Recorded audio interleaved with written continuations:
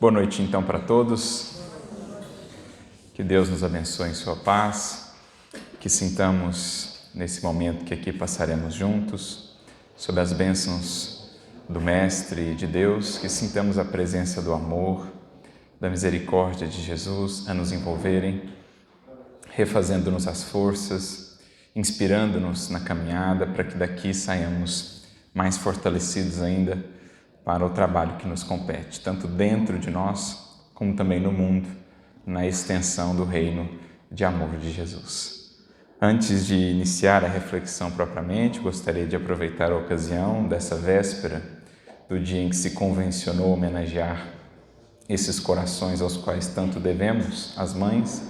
Gostaríamos aqui de expressar a nossa gratidão a todas as mães e os nossos votos de que sejam sempre abençoadas por Deus, no amor que trazem ao mundo, abençoadas e conduzidas pela Mãe de todos nós, pela Mãe Santíssima, aquela que com o seu exemplo, com a sua vida, com a sua renúncia, nos permitiu conhecer a Jesus, conhecer a mensagem libertadora do Evangelho, sendo, portanto, para nós todos uma porta para as alegrias do reino.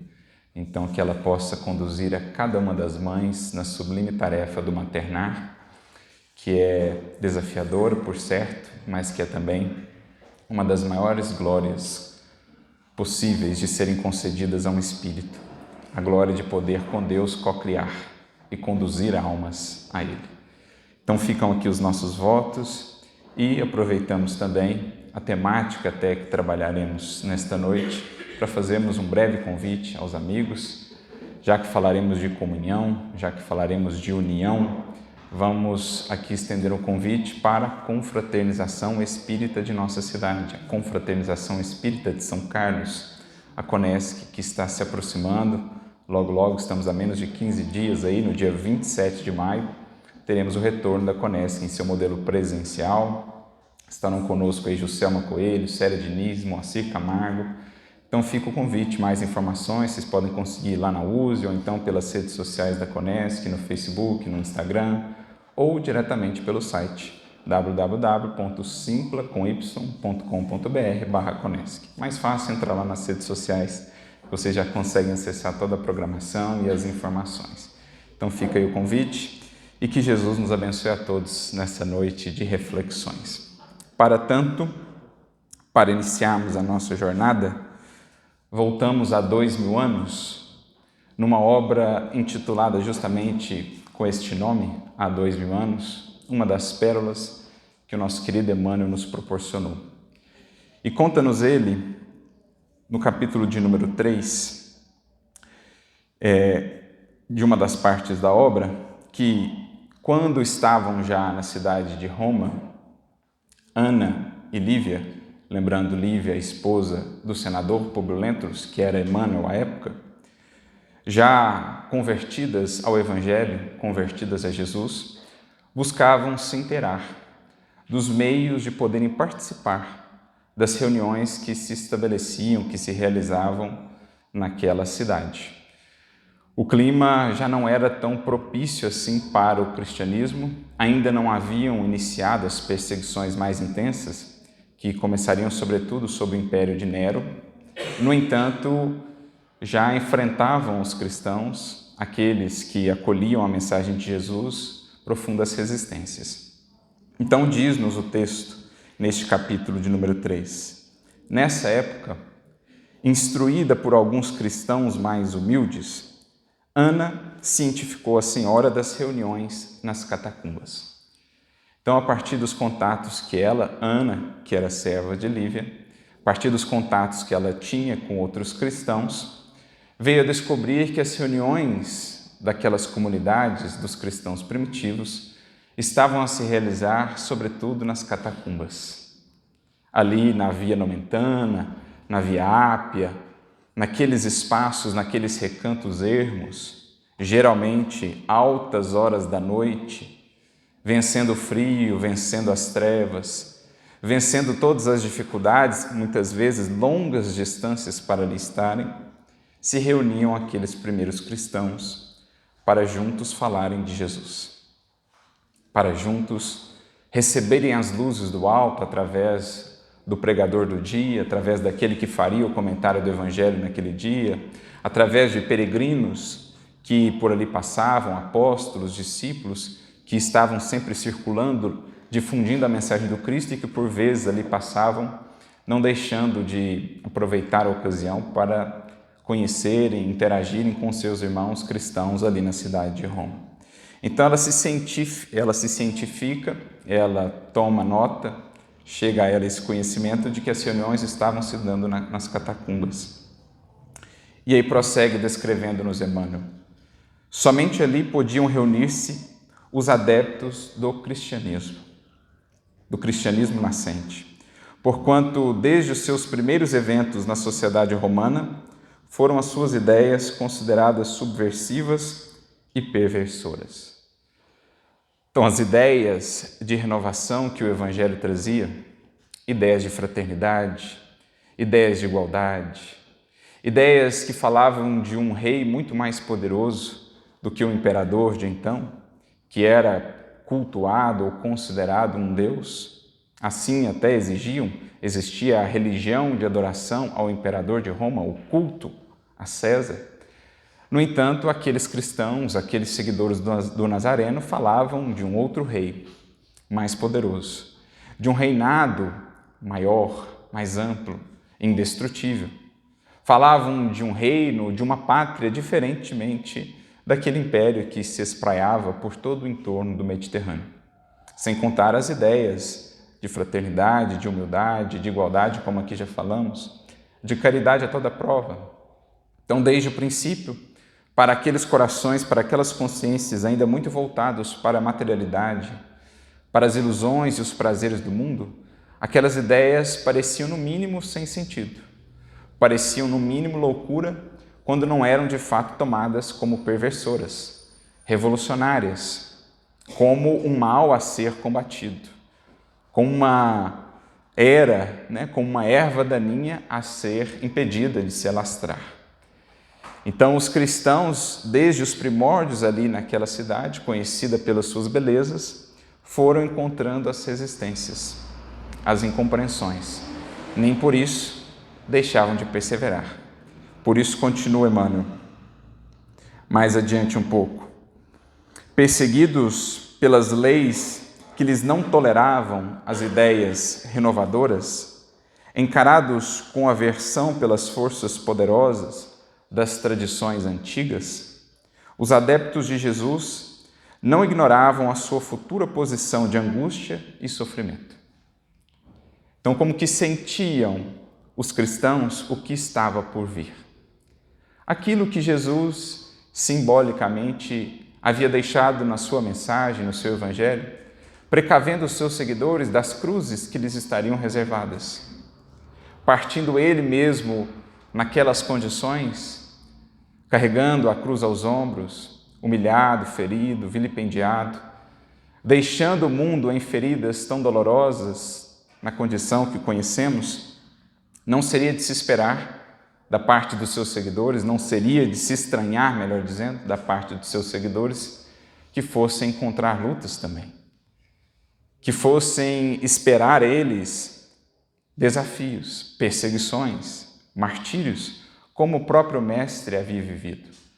Por isso nos recordamos de uma conversa que se deu entre João Evangelista e o próprio apóstolo Paulo, dois dos mais importantes divulgadores do Evangelho naquele contexto, em toda aquela região, eles que viveram muitas lutas, muitas perseguições, mas que um dia, conversando entre si, exaltavam essa possibilidade de testemunharem então essa fidelidade a Jesus. E João dizia a Paulo, que certamente compreendia muito bem essa fala de João: se ele, o Mestre, partiu para o Pai em feridas tão dolorosas, não temos o direito de segui-lo sem cicatrizes. Não temos o direito de segui-lo sem esperar testemunhos, sem esperar sacrifícios, renúncias. Se o Mestre foi à frente nesses moldes, como esperá-lo, como esperar segui-lo sem seguir por esses passos? Então, esses primeiros cristãos, com o coração inflamado pela fé, com o olhar expandido pela luz da esperança, enxergando tão mais além, sabiam que os horizontes se faziam cada vez mais sombrios, mas sabiam também que para além daqueles horizontes sombrios, resplandecia o sol de Jesus. O sol de amor, de esperança, de misericórdia do Cristo a aguardar os seus fiéis seguidores em outras paragens espirituais. Então, como que sentiam no ar já a vibração se tornando cada vez mais difícil. Intuíam que as lutas estavam por se tornarem mais intensas, mais aguerridas. E, mesmo assim, seguiam buscando a mensagem do Cristo, seguiam buscando se reunir.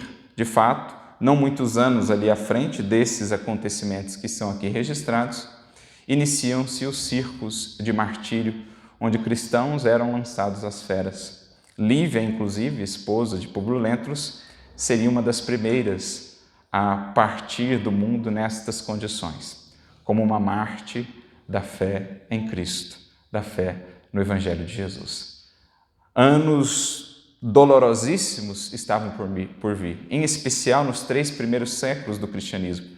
Mas, ao mesmo tempo, se foram séculos marcados por muitas dores e perseguições, foram os séculos gloriosos da mensagem cristã, em que a humanidade pôde contemplar, em que a história pôde registrar de maneira indelével a história de tantos e tantos corações, homens e mulheres, heróis e heroínas da fé, que não mediram esforços por transmitir a mensagem viva do Cristo, não só pelos escritos que deixaram, pelas cartas que compartilhavam, pelas pregações que faziam, mas, sobretudo, por essa coragem, por esse destemor, por esse comprometimento com a causa do Evangelho, apesar de tudo, sem medirem esforços ou sacrifícios. Então, perseguidos, eles já intuíam que o futuro lhes traria muitas angústias e sofrimentos. Alguns editos mais rigorosos, alguns espécies de decretos imperiais, editos, alguns editos mais rigorosos, os compeliam a ocultar a manifestação de crença, embora o governo de Cláudio procurasse sempre o máximo de ordem e equilíbrio, sem grandes excessos na execução dos seus desígnios. Então, ainda estavam sob o governo de Cláudio, imperador, logo depois viria Nero, em que então, de fato, as perseguições se intensificariam, mas mesmo já sob o governo de Cláudio, esses editos, esse clima, esse ar, essa resistência que se formava, os impelia a manterem-se ali mais discretos na sua expressão de crença. Por isso, tinham uma espécie de código entre eles para se fazerem reconhecidos como cristãos, tinham alguns símbolos que já se utilizavam naquela época, por exemplo, o símbolo da cruz, feito de maneira bem discreta para que pudessem se reconhecer como cristãos, o símbolo do peixe, que também era utilizado à época, No grego, peixe é ictis, e essa palavra ictis, na verdade, era um acróstico também utilizado pelos cristãos, por isso um dos principais símbolos do cristianismo primitivo é o peixe, porque essa palavrinha no grego é um acróstico para Jesus, Filho de Deus, Salvador, se a gente pega as palavras em grego. Então, eles se utilizavam desses símbolos para se fazerem reconhecidos uns pelos outros, não chamando tanta atenção, não despertando tanta atenção do império, dos guardas, enfim, daqueles que os perseguiam. Alguns companheiros mais esclarecidos na fé advogavam publicamente as suas teses em epístolas ao sabor da época. Então, ainda tinham uma certa liberdade de trocarem entre si epístolas, cartas, textos, comentando os ensinamentos de Jesus, alguns mais esclarecidos, alguns ali mais influentes já na fé. Mas, muito antes dos crimes tenebrosos de Domício Nero, a atmosfera dos cristãos primitivos já era de aflição, angústia e trabalhos penosos. Desse modo, as reuniões das catacumbas efetuavam-se periodicamente, nada obstante o seu caráter absolutamente secreto.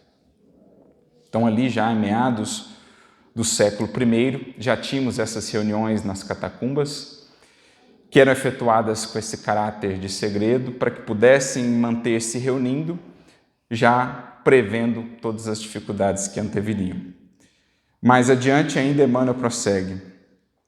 Ali, no silêncio dos grandes maciços de pedra, em cavernas desprezadas pelo tempo, ouviam-se vozes profundas e moralizantes, que comentavam o Evangelho do Senhor ou encareciam as sublimidades do seu reino, acima de todos os precários poderes da perversidade humana.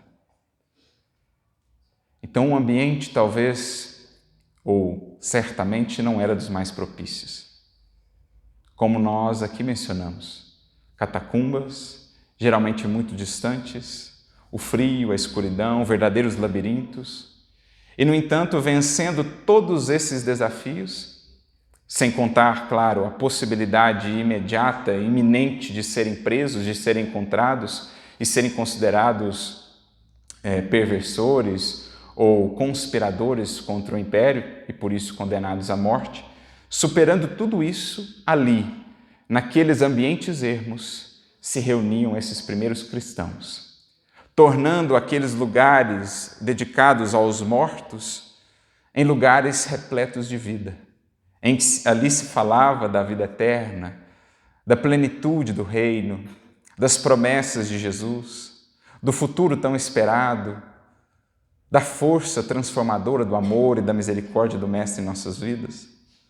Certamente não tivemos a ocasião de visitar, mas certamente aqueles que já puderam lá estar sentirão o impacto que estar naqueles ambientes causa. Flavinha já teve a ocasião, a oportunidade, inclusive, de visitar essas catacumbas, porque ficaram impregnados esses maciços de pedra, aqueles buracos, aqueles labirintos, com a força, com a fé, com a vibração daqueles corações, que mesmo sujeitos a tantos desafios, ainda assim não oscilavam, não hesitavam em estarem juntos, em buscarem-se uns aos outros, em falarem da mensagem de Jesus, em partilharem daquele pão, daquela comunhão que desde os tempos do Mestre era a característica tão fundamental do Evangelho.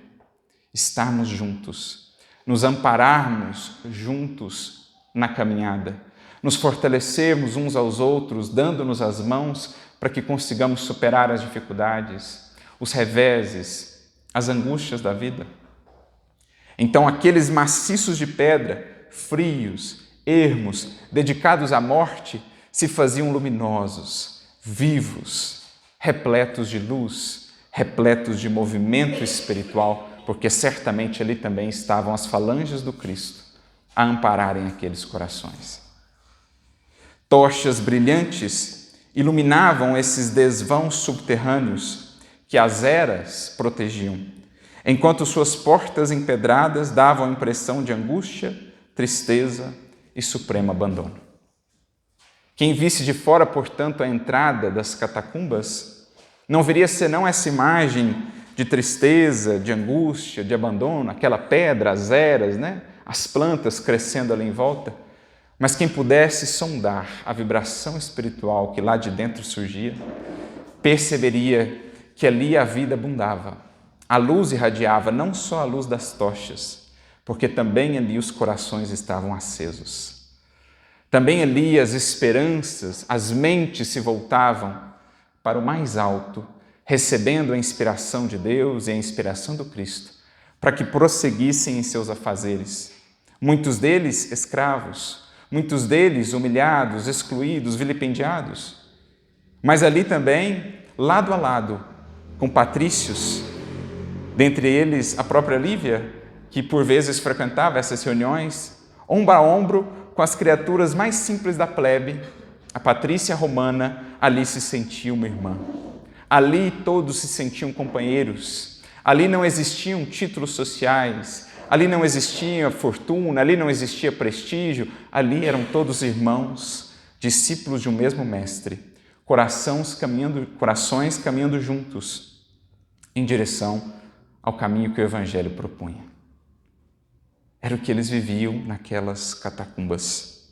O sinal da cruz, feito de qualquer forma, feito discretamente, de qualquer forma que fosse possível, era a senha silenciosa entre os irmãos de crença. E feito desse ou daquele modo especial, significava um aviso cujo sentido era imediatamente compreendido. Por que nós resgatamos essas lembranças dos primórdios do cristianismo no mundo? Porque queremos aqui refletir sobre a nossa realidade hoje. Cá estamos nós, passados 2000 anos, com tantos avanços tecnológicos da humanidade, com tantas possibilidades hoje ao nosso alcance. Por exemplo, o próprio fato de termos os textos em mãos, quando esses corações, muitos deles sequer tinham todos os textos, nem os evangelhos estavam todos completos. Paulo estava ainda a escrever algumas de suas cartas. Compartilhavam entre si cópias em pergaminhos, em papiros que ali conseguiam, a muito custo. Então começava já a dificuldade, os desafios vividos por eles pelo próprio acesso à mensagem. Não tinha o espaço que hoje temos, com iluminação artificial, com a possibilidade de um microfone, com a possibilidade, às vezes, da gravação, com o ar-condicionado, com a proteção de um teto. Não podiam eles contar com o que hoje contamos, com essa facilidade, ou esse favorecimento de aqui sairmos sem temermos sermos presos, sermos acolhidos como conspiradores, lançados à prisão ou mesmo condenados à morte. Então a gente percebe muitas diferenças entre o que viviam aqueles primeiros corações no contexto em que estavam e o que hoje temos de possibilidades. E, no entanto, mesmo com todos esses elementos em contrário, mesmo inclusive com a possibilidade da morte, por simplesmente desejarem estar juntos, falando sobre Jesus, ainda assim faziam questão de estarem juntos. Faziam questão de irem às catacumbas, vencendo a noite, vencendo o frio, vencendo o medo da morte até, para estarem juntos, comungando, partindo o pão do Evangelho, trocando reflexões sobre as palavras imortais e imperecíveis de Jesus. Penso, amigos, que isso nos dá a pensar. Quando, nos dias de hoje, nesse contexto que vivemos, pós-pandêmico, felizmente não é o caso aqui, mas por onde temos andado, por onde temos viajado, quantas casas espíritas não temos visto com dificuldades para encontrarem sequer trabalhadores para Jesus, frequentadores das reuniões, quando hoje já somos bafejados por todas essas facilidades que eles não tinham. Felizmente, temos visto, por onde andamos, movimentos pujantes, casas que estão aí plenamente vivas, com a presença da família espírita, de todas as gerações, com as suas atividades, de portas abertas, acolhendo a tantos corações, mas, por outro lado, condói-nos o coração ver, por vezes, casas em que a própria presença dos frequentadores talvez até seria de se esperar ou seria mais compreensível, mas até de trabalhadores. Então, uma reflexão que talvez poderá ser incômoda para nós, mas julgamos útil trazê-la para que comparemos as circunstâncias de outrora e as circunstâncias de hoje para refletirmos nos nossos compromissos de ação espírita cristã.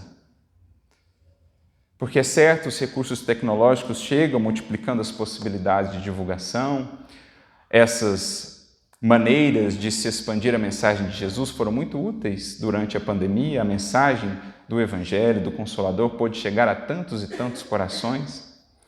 Mas daí a rompermos o nosso vínculo com a casa espírita, para somente o mantermos pelas vias da rede, da internet, do que é virtual?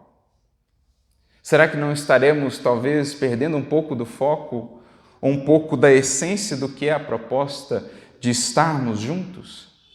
Se esses corações faziam tanto para estarem juntos, correndo o risco até de morrer, por que hoje distanciarmos uns dos outros?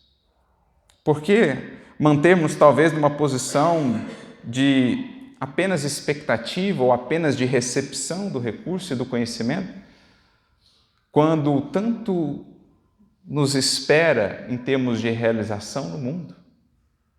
Esperaremos um mundo transformado, um mundo renovado, um mundo que almejamos do conforto de nossos lares apenas? Apenas assistindo às atividades que são divulgadas por meio das redes? Quando o chamado está aí posto, quando o serviço nos conclama, quando tantos corações tanto fizeram para que, estando juntos, se fortalecessem juntos para triunfar sobre tantos obstáculos que enfrentaram.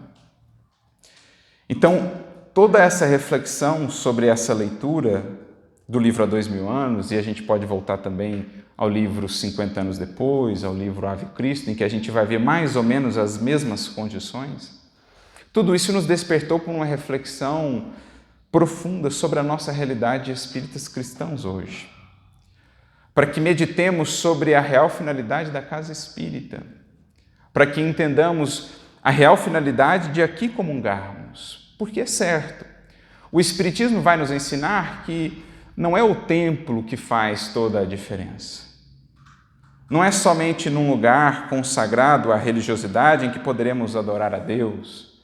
A nossa vivência espírita, aprendemos com a doutrina, não estará restrita à casa espírita. Pelo contrário, o convite é que ela se expanda para além dessas paredes e permeie a nossa casa, permeie o nosso trabalho, permeie a nossa atuação na rua, seja onde for, no âmbito da sociedade, onde estivermos. O espírita ou o cristão legítimo carregará consigo mesmo o próprio templo. Fará do seu coração o templo onde adora a Deus, onde serve a Deus na figura dos seus irmãos, na figura do próximo. Então é um convite à expansão, de não restringirmos a nossa religiosidade a um dia específico da semana, a um horário específico do nosso tempo ou a um local específico que frequentamos em nossa vida corriqueira.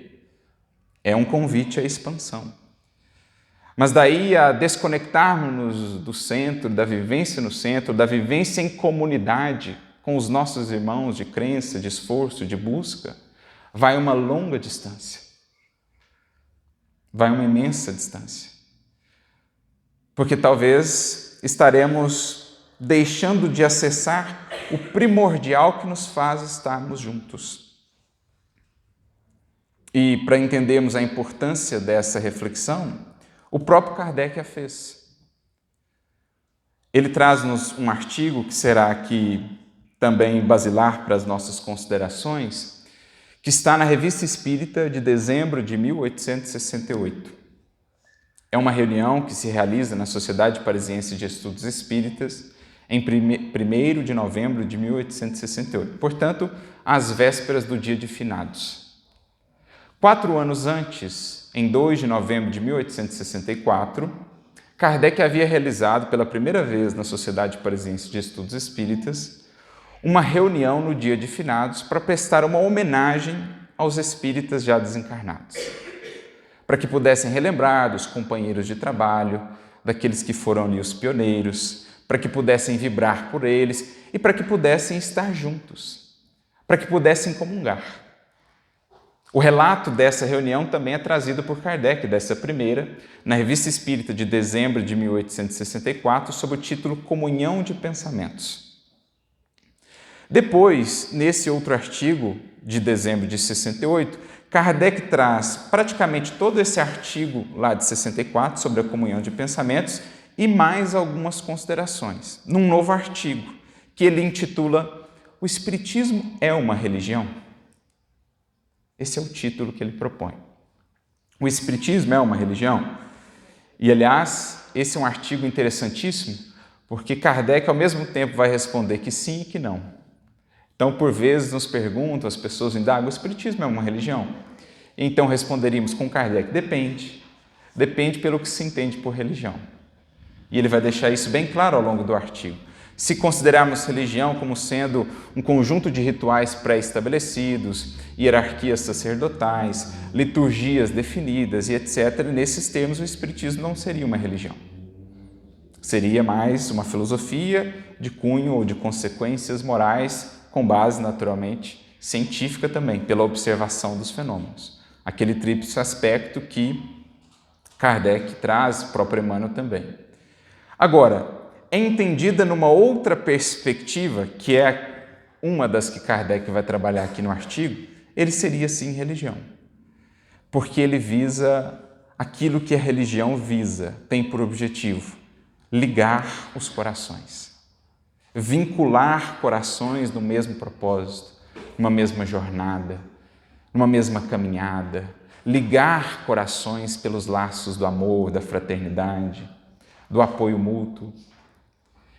Então, ao responder essa indagação que ele coloca como título do artigo, Kardec inicia, na verdade, com outras interrogações.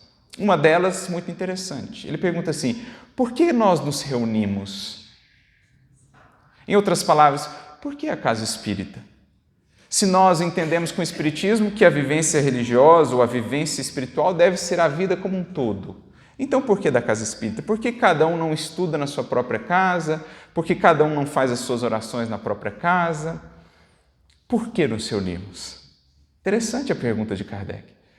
Nos faz relembrar um pouco do esforço grandioso daqueles primeiros cristãos simplesmente para se reunirem. Simplesmente para estarem juntos. Há de ter alguma coisa por detrás do encontro de corações, do estarmos juntos, que explicasse tamanha coragem, tamanho empenho para estarem juntos, vencendo até mesmo a possibilidade da morte.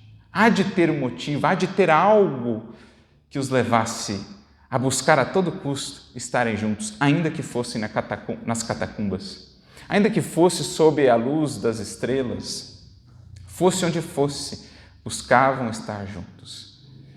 E então Kardec vai trazer uma série de considerações para nós extremamente valiosas, para que hoje nós, os cristãos espíritas de nossos tempos, e aqui naturalmente nos deteremos mais em nossos arraiais espíritas, não falaremos sobre as outras religiões que terão as suas questões, as suas buscas, os seus modelos, mas trazendo a reflexão para dentro de casa, digamos assim, né, para os nossos arraiais espíritas.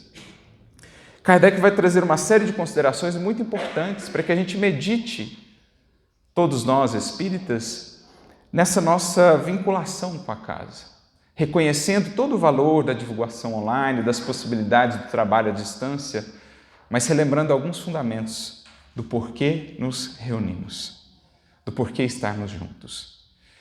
E aí a gente separou alguns trechos de Kardec para vermos a lucidez e a profundidade das suas considerações. Ele diz assim: uma assembleia é um foco onde irradiam pensamentos diversos. É como uma orquestra, um coro de pensamentos, onde cada um produz a sua nota. Disto resulta uma imensidão de correntes e de eflúvios fluídicos, dos quais cada um recebe a impressão pelo sentido espiritual, como num coro musical cada um recebe a impressão dos sons pelo sentido da audição. Então Kardec já começa utilizando-se de uma metáfora, comparando uma assembleia, né, uma reunião de corações, como sendo uma orquestra, em que cada coração será chamado a dar o seu contributo, para que o resultado seja harmonioso. Cada um dos que aqui estamos, encarnados e desencarnados, fazemos parte de uma grande orquestra, cujo mestre, naturalmente, é o Senhor, é Jesus, ou pelo menos deveria sê-lo em nosso coração. E se de fato estivermos sintonizados com a harmonia dessa orquestra, ou com as orientações desse maestro, o resultado produzido será sublime. Será profundamente tocante para os que aqui estamos, como é quando temos a oportunidade, por exemplo, de acompanhar uma orquestra, uma sinfonia de Mozart ou de Beethoven. Quando os corações se reúnem para falar do Cristo, para vibrar no Cristo, para sentir as palavras de amor e esperança do Cristo, uma sinfonia espiritual se estabelece. E, naturalmente, os maiores beneficiados serão quem? Os que ali estão, fazendo parte, sentindo a vibração da sinfonia, dessa orquestra. Então Kardec já começa a estabelecer esse porquê, ou essa resposta à pergunta que ele mesmo faz: por que nos reunimos? O porquê da casa espírita? O porquê cada um não fica no seu próprio lar a viver o espiritismo ali, distanciado dos outros, das reuniões, dos grupos mediúnicos, dos estudos em grupo? Por quê? Ele começa tratando de pensamentos e de comunhão de pensamentos. Da fusão, da união de pensamentos voltados para a luz, o resultado torna-se, espiritualmente falando, uma sintonia, uma sinfonia de eflúvios, de vibrações, de correntes mentais que embalam-nos a todos que aqui estamos nesse clima agradável, nessas vibrações doces, pacificadoras, que nos acalmam, que nos asserenam. Por isso ele diz mais adiante: tal é a causa do sentimento de satisfação que se experimenta numa reunião simpática, isto é, em que há comunhão, em que há afinidade de propósitos, de buscas. Aí reina uma espécie de atmosfera moral salubre, onde se respira à vontade. Daí se sai reconfortado, porque aí nos impregnamos de eflúvios fluídicos salutares. Por que nos reunimos?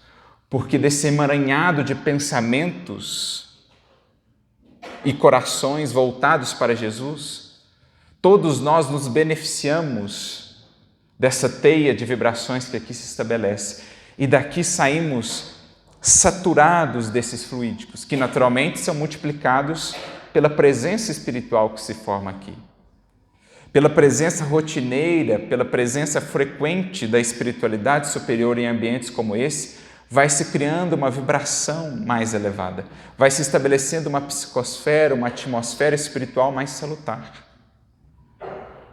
Portanto, aos viajores da vida, sedentos de paz, de bom ânimo, de estímulo, há aqueles que caminham pelos desertos do mundo ansiosos por um oásis de refazimento.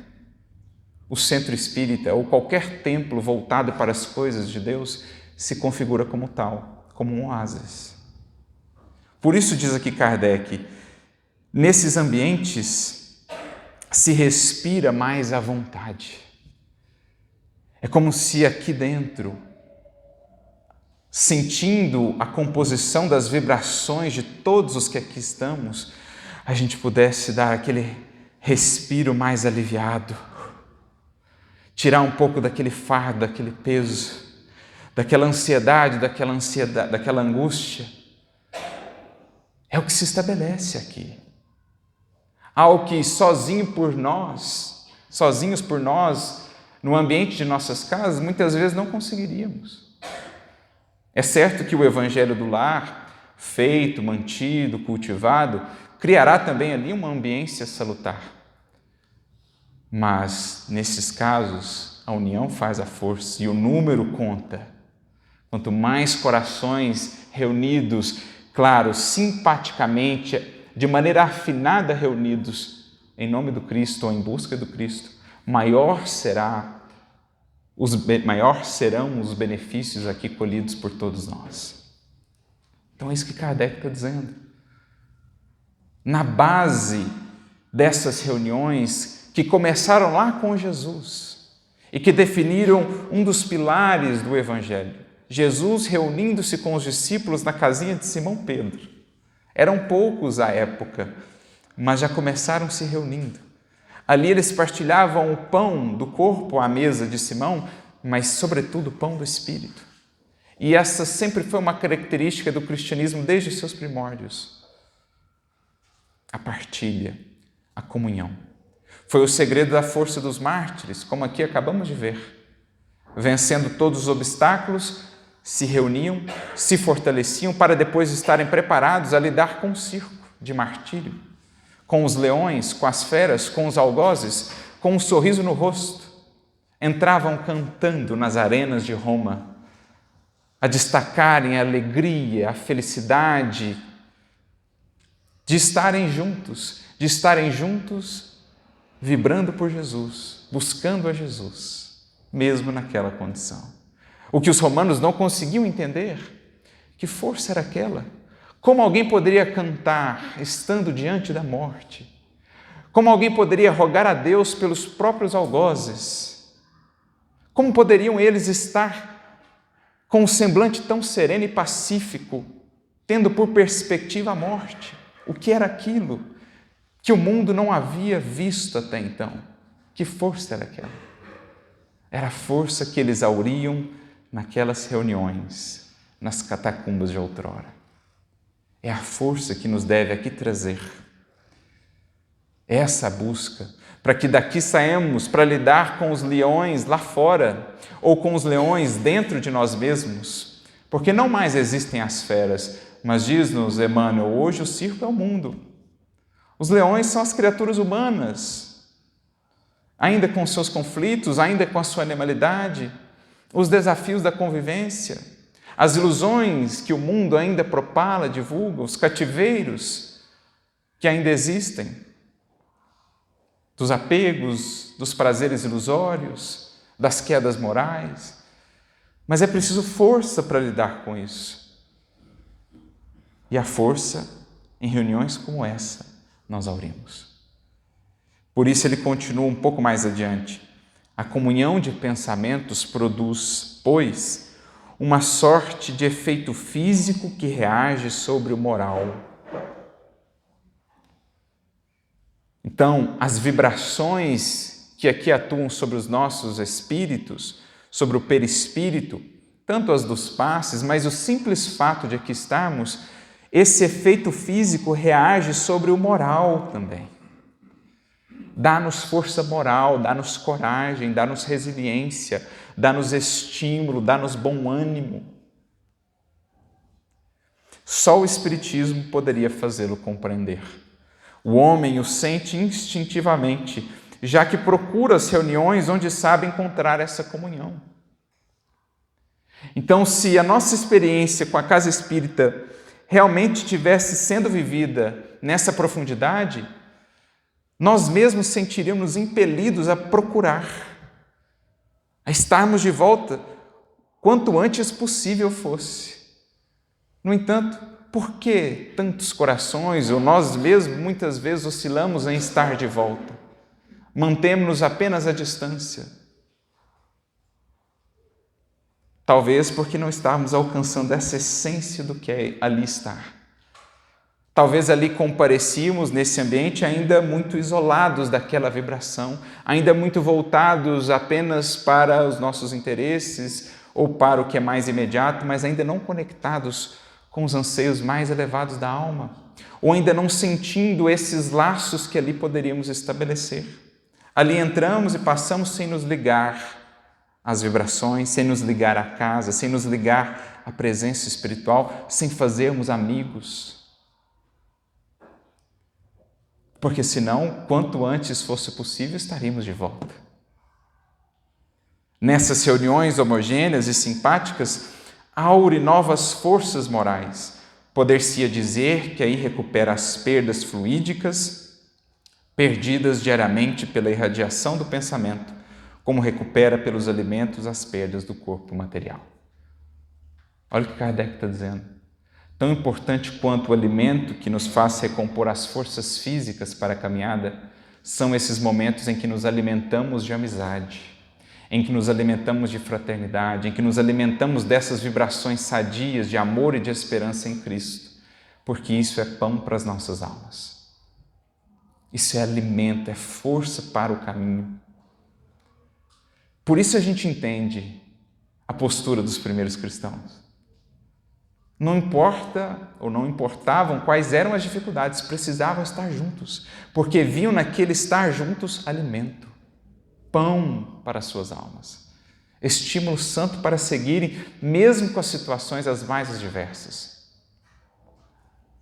Sendo a vontade uma força ativa, essa força é multiplicada pelo número de vontades idênticas que se reúnem, como a força muscular é multiplicada pelos braços. Por isso Kardec vai dizer, é mais do que verdadeiro o axioma tão conhecido por nós de que a união faz a força. E pelo Espiritismo entendemos que não é só verdadeiro esse axioma do ponto de vista físico, mas também do ponto de vista moral. Porque sozinha a criatura poderá sucumbir, mas amparada por tantas outras vontades, certamente ela encontrará recursos preciosos para se fortalecer muito mais. Isso nos explica a força daqueles primeiros corações. Tantas vontades que se multiplicavam, porque sabiam poder contar com tantos outros corações, porque sentiam as emanações de amizade, de carinho, de amor de tantos outros corações. Por isso, Kardec, prosseguindo mais adiante, diz assim: pela comunhão de pensamentos, os homens assistem entre si. Então, aqui nós estamos, sem que necessariamente falemos com essa ou com aquela pessoa, mas a gente está contribuindo para que aquela pessoa tenha mais força na vida, para que aquela pessoa tenha mais recursos para vencer os seus desafios na vida, pelo simples fato de aqui estarmos vibrando amor, vibrando esperança, vibrando fraternidade. Então, nós nos assistimos uns aos outros e, acrescenta Kardec, ao mesmo tempo, assistem os espíritos e são por estes assistidos. Porque muitos talvez não poderão ver, mas aqui está repleto de espíritos que aqui comparecem recebendo essas vibrações. Assim como aqui estão muitos espíritos que nos trazem as suas vibrações superiores. Aqui estão espíritos em tratamento que recebem essas emanações sãs, essas emanações benéficas para se recomporem, para se refazerem, para recomeçarem, que ouvem até as reflexões para meditarem. Mas aqui também estarão espíritos do mais alto, que derramam sobre nós o orvalho, o bálsamo de sua misericórdia, de seu carinho para conosco. Aqui estarão nossos benfeitores. Então, por mais que pareça uma simples reunião, nós não temos ideia da quantidade de operações, de forças que estão sendo trocadas aqui. Como um dínamo, como uma usina, produzindo estímulo, produzindo força de vontade, é uma reunião num centro espírita, ou em qualquer templo voltado para as coisas sublimes da vida. Será que a gente começa a entender o porquê nos reunirmos? O porquê o Espiritismo não pode se reduzir para nós a assistir os vídeos que lá estão no YouTube? A ficar à distância só acompanhando, sem nos vincularmos de fato, sem nos mobilizarmos? Porque não dá simplesmente para nos acomodarmos, esperando que as coisas se façam, quando aqui precisamos nos abastecer para então termos forças para realizar o que espera o Cristo de nós no mundo, como fizeram os primeiros cristãos. As relações entre o mundo visível e invisível não são mais individuais, mas coletivas, e por isto mesmo, mais poderosas em proveito das massas e dos indivíduos. Estabelecem a solidariedade, que é a base da fraternidade. Cada qual, e essa deveria ser a ideia, essa deveria ser a perspectiva ou o entendimento de cada um dos que aqui estamos, cada qual trabalha para todos e não apenas para si. Trabalhando para todos, cada um aí encontra a sua parte. É o que o egoísmo não compreende. Então eu só consigo sentir todos os recursos que uma reunião como essa pode me dar quando aqui eu compareço não mais como quem pensa somente em mim e nos meus problemas, mas quando aqui eu compareço como quem já começa a sentir-se parte desse todo. Como quem aqui comparece já sentindo-se chamado a, de alguma maneira, que seja pela vibração, pelo pensamento, contribuir, colaborar com todos os que aqui estamos. E talvez muito desse afastamento, dessa dificuldade de retorno do nosso movimento espírita, de muitas casas, de muitos trabalhadores, tenha surgido disso, de estarmos fazendo da nossa vivência espírita no centro simples rotina, em que estávamos ali tão concentrados só nos nossos quereres, nas nossas buscas, mas sem estarmos sentindo parte desse todo, sem estarmos de fato ligados uns aos outros, porque então a própria alegria de revermos os amigos já seria motivo de sobra para aqui estarmos. Muito mais do que as próprias vibrações que aqui recebemos, ou o passe, ou qualquer outra coisa, a alegria de estarmos juntos. É o que Kardec vai trabalhar mais adiante.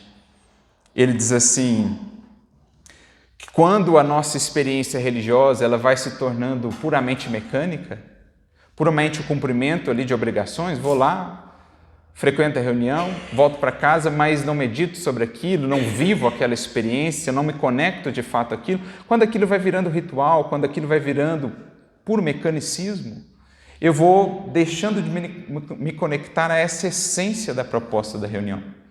E então, quando eu não a tenho, eu não sinto falta, porque eu não havia conectado-me a todos os benefícios. Então não me incomoda estar distante, porque eu não havia ainda me conectado. Por isso que ele diz, a maioria se afasta desse princípio à medida que a religião se torna uma questão de forma. Disto resulta em que cada um, fazendo o seu dever consistir na realização da forma, se julga quite com Deus e com os homens desde que praticou uma forma, desde que frequentou, bateu o ponto e voltou.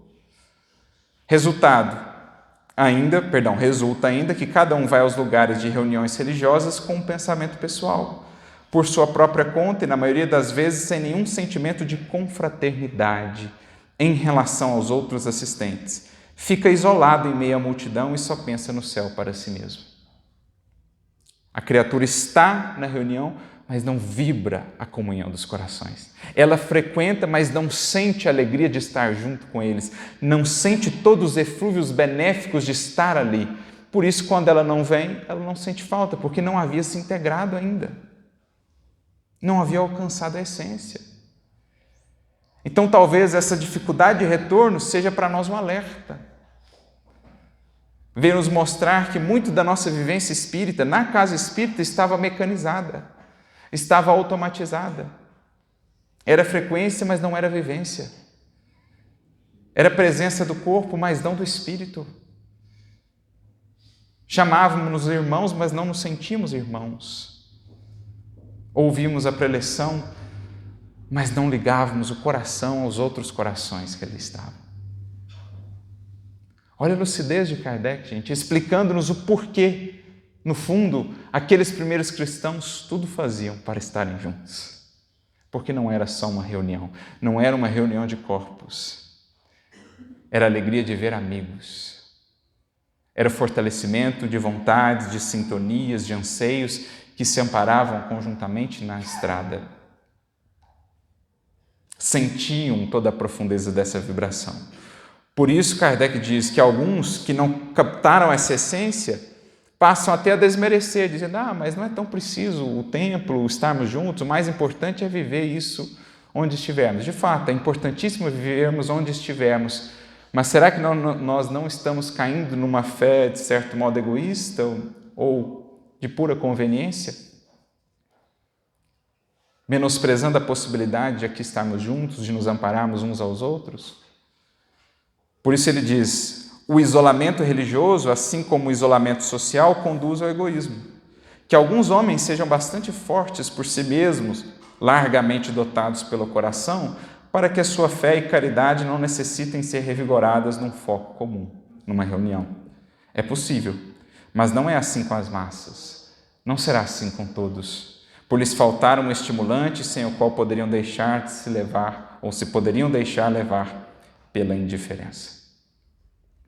Por isso, ainda mais adiante, ele volta a dizer, mais uma vez, o objetivo das assembleias de nos reunirmos é a comunhão de pensamentos, a comunhão de corações. Quem diz religião, menciona Kardec, fala de laços, laços que se estabelecem entre os corações, que religam os corações entre si pelos vínculos do amor e religam os corações a Deus. Para que por meio desses laços possa fluir essa seiva divina que desce de Deus, por meio da espiritualidade, alcança e sustenta todos nós.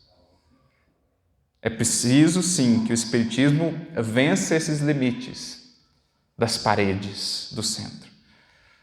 Mas é preciso que tenhamos a consciência do quanto precisamos estar juntos, dos desafios até da convivência, do quanto isso nos aprimora, nos prepara para aprendermos dia a dia com Jesus a amar de fato. Por isso, mais adiante, conclui Kardec, não o artigo, mas os trechos que separamos. O laço estabelecido por uma religião, seja qual for o seu objetivo, é, pois, essencialmente moral, que identifica os corações, que liga os corações, identifica os pensamentos, as aspirações, e não somente o fato de compromissos materiais que se rompem à vontade ou da realização de fórmulas que falam mais aos olhos do que ao espírito. Então, o objetivo primordial de aqui estarmos ligando pensamentos, corações, é entendermos a essência da religiosidade que passa pelos vínculos de amor. Porque esses nos mantêm juntos apesar dos desafios. Agora, se é simplesmente uma fórmula, se é simplesmente uma obrigação, muitas vezes cumprida como um peso, quando surge uma ocasião de me afastar, eu me afasto e não volto mais. Então, se temos tido essa dificuldade, fica para nós, pelas palavras de Kardec e pelo exemplo dos primeiros cristãos, a reflexão. Será que não estamos aguardando, ou melhor, será que não estamos entendendo, alcançando toda a essência da vivência do Evangelho na casa espírita? Será que não estamos aqui vinculando de fato o nosso coração a outros, fazendo amigos, sentindo essa vibração?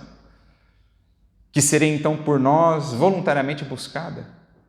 Se estão faltando trabalhadores, se está faltando disposição de estarmos juntos, é porque talvez não temos alcançado toda essa essência que os primeiros cristãos a nós demonstraram.